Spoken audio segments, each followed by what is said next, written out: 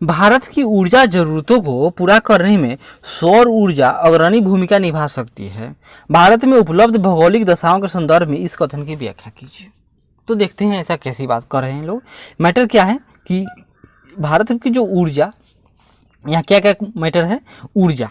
ऊर्जा क्या है, इसकी आवश्यकता है किसको, तो भारत को। क्लियर।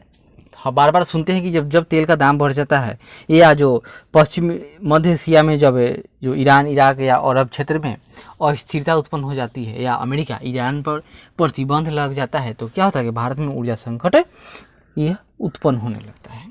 तो यहाँ क्या क्वेश्चन है कि इसको पूरा करने में सौर ऊर्जा अग्रणी है। ऐसा क्यों?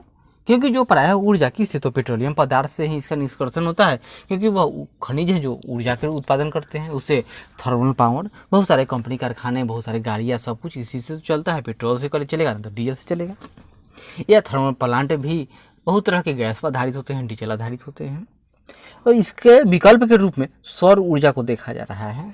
और क्यों कहा जा रहा है कि भारत है इसमें अग्रणी भूमिका निभा सकता है? पहली बात कि भारत को ऊर्जा की आवश्यकता है। दूसरी बात, भारत में पेट्रोलियम की कमी है, अतः भारत को तो इसका विकल्प चाहिए।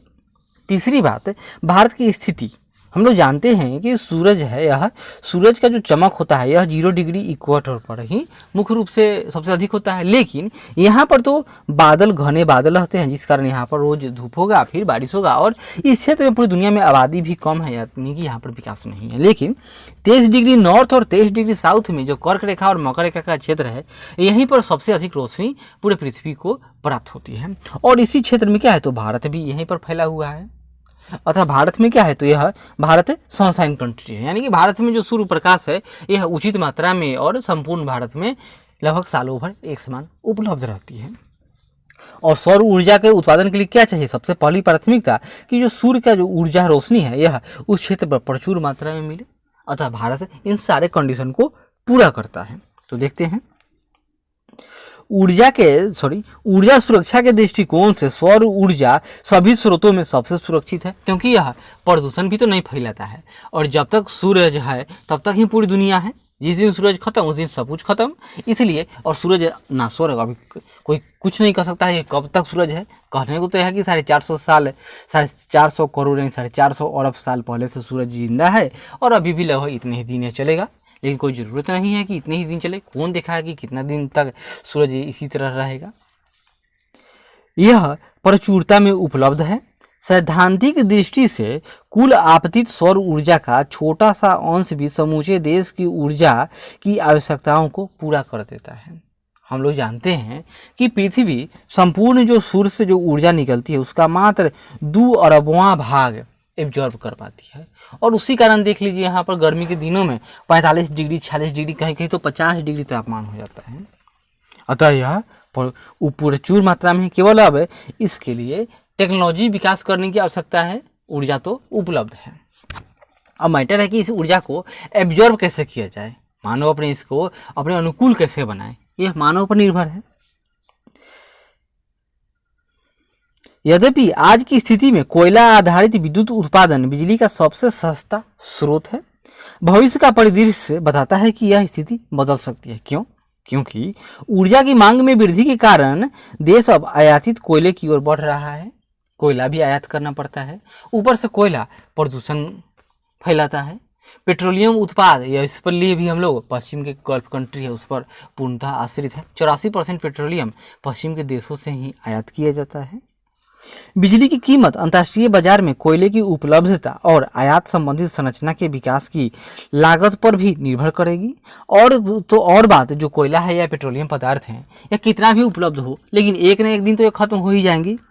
साथ ही पर्यावरणीय क्षरण की लागत कोयले के खनन को भी प्रभावित करती है। इससे कच्चे माल के मूल्य में वृद्धि होगी। जहां तक डीजल आधारित विद्युत गृह का प्रश्न है, उसकी कीमत 15 रुपये प्रति यूनिट तक है, और साथ में यह प्रदूषणकारी भी तो है। इस परिस्थिति में सौर ऊर्जा का उपयोग आवश्यक भी है और व्यवहारिक भी है। भारत एक उष्णकटिबंधीय देश है, जहां सूर्य का प्रकाश प्रतिदिन अधिक समय तक और ज़्यादा तीव्रता के साथ उपलब्ध रहता है। अतः भावी ऊर्जा स्रोत के रूप में सौर ऊर्जा की व्यापक संभावनाएं हैं। भारत के भू क्षेत्र को प्रति वर्ष 5000 ट्रिलियन किलोवाट प्रति घंटा सौर ऊर्जा प्राप्त होती है। भारत में सौर ऊर्जा की क्षमता वाले राज्य आंध्र प्रदेश, तेलंगाना, बिहार, गुजरात, हरियाणा, कर्नाटक, केरल, मध्य प्रदेश, महाराष्ट्र, उड़ीसा, पंजाब, राजस्थान, उत्तर प्रदेश, पश्चिम बंगाल, तमिलनाडु, यानी कहा जाए कि संपूर्ण भारत हिमालय स्टेट को छोड़कर। भारत के अधिकांश भाग में वर्ष में लगभग 250 से 300 दिन धूप निकलते हैं। सहित प्रतिदिन लगभग प्रति वर्ग मीटर 4 से 7 किलोवाट घंटे का सौर विकिरण प्राप्त होता है। देश में 30 से 50 मेगावाट धूप निकलने वाले दिनों सहित प्रतिदिन देश में 30 से 50 मेगावाट प्रति वर्ग किलोमीटर छाया रहित खुला क्षेत्र होने के बावजूद उपलब्ध क्षमता की तुलना में देश में सौर ऊर्जा का दोहन काफ़ी कम है। अतः जैव ईंधनों के प्रदूषणकारी चरित्र एवं स्वच्छ ऊर्जा तकनीक से प्रोत्साहन की वैश्विक पहल के संदर्भ में सरकार ने 2022 तक 1 लाख मेगावाट सौर ऊर्जा उत्पादन का लक्ष्य निर्धारित किया है। इसके अलावा भारत की पहल पर सौर ऊर्जा की दृष्टि से अनुकूल कर्क रेखा तथा मकर रेखा के मध्य के देशों के द्वारा सौर ऊर्जा के क्षेत्र में अनुसंधान के लिए अंतर्राष्ट्रीय सौर गठबंधन का निर्माण किया गया है। सौर गठबंधन में कौन सा देश है? मुख्य रूप से तो शुरू में आशा यही किया गया था कि 23 डिग्री नॉर्थ से लेकर 23 डिग्री साउथ के देश, यानी कि कर्क रेखा से लेकर मकर रेखा के क्षेत्र वाले देश, जहाँ पर धूप अच्छी तरह खिले। लेकिन अब यह बाध्यकारी नहीं है। अब अलग के भी कोई अगर देश है वो चाहता है कि इस इंटरनेशनल सौर अलायंस में शामिल हो जाए तो वह शामिल हो सकता है। भारत सरकार का लक्ष्य है कि 175 गीगावाट बिजली का उत्पादन 2022 तक केवल नवीकरणीय स्रोत से किया जाए, जिसमें से 100 गीगावाट का उत्पादन करने का लक्ष्य किससे है? तो केवल सौर ऊर्जा से है।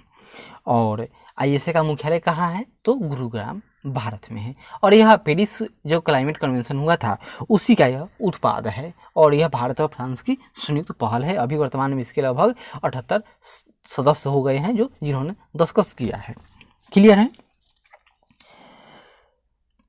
2022 तक 1 लाख मेगावाट सौर उत्पादन का लक्ष्य निर्धारित किया गया है। कितना है यहाँ पर?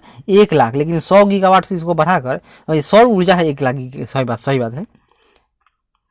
इसके अलावा भारत की पहल पर सौर ऊर्जा की दृष्टि से अनुकूल कर्क रेखा तथा मकर रेखा के मध्य के देशों के द्वारा सौर ऊर्जा के क्षेत्र में अनुसंधान के लिए अंतर्राष्ट्रीय सौर गठबंधन का निर्माण किया गया है। स्पष्ट है कि भारत की भौगोलिक स्थिति सौर ऊर्जा के अनुकूल है और भारत की ऊर्जा संबंधी जरूरतों को पूरा करने में सौर ऊर्जा महत्वपूर्ण भूमिका निर्वाह कर सकती है। क्लियर है? तो आज हम लोग क्या देखें? तो आज हम लोगों ने देखा कि भारत की ऊर्जा जरूरतों को पूरा करने में सौर ऊर्जा अग्रणी भूमिका निभा सकता है। और इसके बारे में हम लोग भारत के भौगोलिक दशाओं के बारे में भी समझ लिए। क्लियर है? अगले बार मिलेंगे तो एक नए क्वेश्चन के साथ। तब तक आशा करते हैं कि हमारा ये प्रयास थोड़ा सा भी अच्छा लगेगा तो जरूर लाइक करेंगे, शेयर करें, कमेंट करें और सब्सक्राइब करें। धन्यवाद।